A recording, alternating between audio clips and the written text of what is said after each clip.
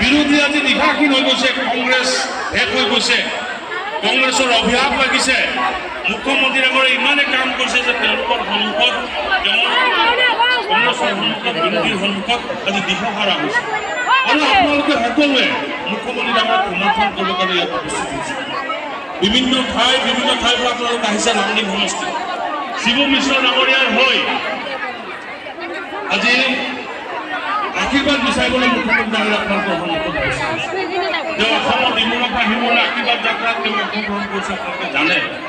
এই আশীৰ্বাদ যাত্ৰাত লাখ লাখ মানুহে তেওঁক আশীৰ্বাদ দিছে, লক্ষ লক্ষ মানুহে তেওঁক আশীৰ্বাদ দিছে আৰু অসমত পুনৰ তেওঁ মুখ্যমন্ত্ৰী হ'ব কাৰণে মানুহক আশীৰ্বাদ দিছে।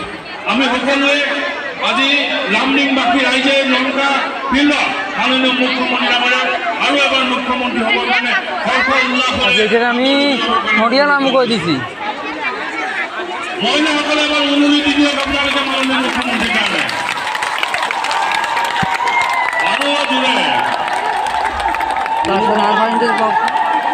ধন্যবাদ।